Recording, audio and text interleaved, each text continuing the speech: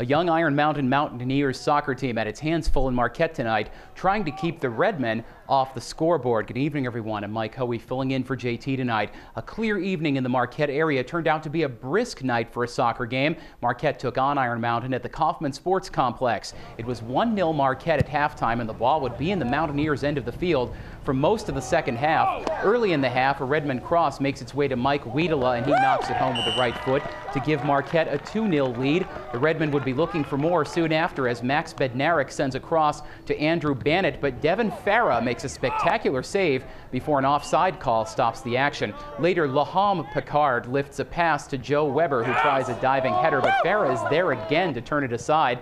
Marquette would still put away 5 goals after halftime, though, to beat Iron Mountain 6-0. The NMU volleyball team visited Cedarville University in Cedarville, Ohio for a match tonight, and the Wildcats come away with a loss, 3-1. And in high school volleyball, the Kingsford Flivers win a 3-set sweep from the Marquette Redettes. No score yet from the Ishpeming Iron Mountain match. Norway got past Manistique in straight sets tonight. Big Badenoch drove north to Munising and will head back to the Garden Peninsula after falling in straight sets. No score yet from Lance's visit to its Keweenaw Bay neighbor Baraga. Houghton defeated Calumet 3-1. The Gremlins won 3 sets in a row after Calumet took the first one. In matches we didn't have room for on these graphics, Escanaba beat Gladstone 3-1, Forest Park over North Central in straight sets, and Bark River Harris beat Rapid River 3-2. Now turning to high school tennis, Negaunee hosting the Munising Mustangs this afternoon. In #1 doubles, the Miners' Hannah and Ellie Cantala in white took on Munising's Adele Gendron and Alex Paquette wearing black. Gendron and Paquette won the first set. In the second, one of the Cantalas puts away a point at the net there. Gendron serves for the match point for her team and has to make it to the sideline to save the point, which she does. Paquette will exchange a couple of shots at the net before placing a volley a little too far outside to the left of our camera for the Cantalas to return safely. Munising wins the #1 doubles match in straight sets, but the Miners win the meet 6-2. Marquette also defeated Ishpeming on the court this afternoon 7-1. West Iron County visited Gwinn and came away with an 8-love sweep. And the Westwood Patriots continue to roll with a 5-3 win at Iron Mountain today. The Tigers are off tonight to travel to Kansas City for a 3-game weekend series that may decide the American League Central Division title. The Tigers were trying to use another game last night in a game that ended just after this show went off the air to pad their lead. David Price struggled with the Twins. Bottom first, score tied at 2. Kurt Suzuki singles to left. Joe Mauer scores and the Twins go up 3-2.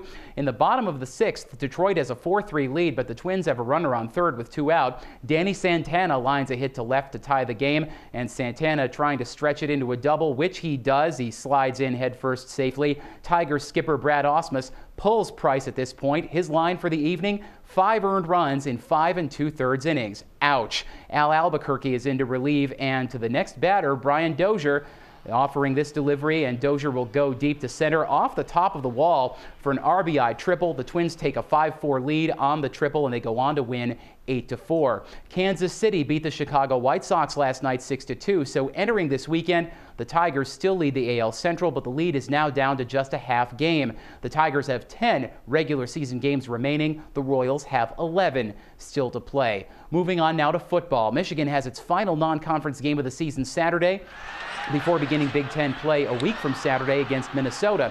The Utah Utes invade Ann Arbor this weekend as part of a home-and-home series with the Wolverines. Michigan will travel to Utah next season. The Utes' high-powered offense will be a big test for the Wolverines after the defense held the Miami Redhawks to just 10 points last week.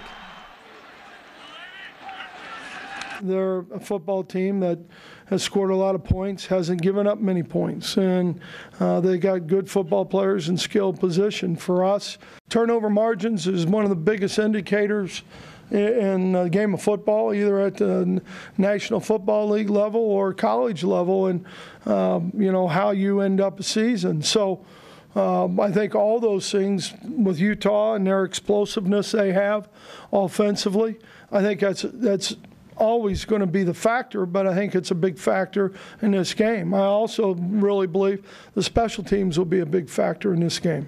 Kickoff from the Big House is set for 3:30 on Saturday, and you'll be able to watch the game live right here On ABC 10, in East Lansing, the Spartans had last week off. They'll welcome Eastern Michigan to town this Saturday. Michigan State is looking to get back on track after a tough loss at Oregon 2 weeks ago on national TV. Kickoff from Spartan Stadium is set for noon on the Big Ten Network.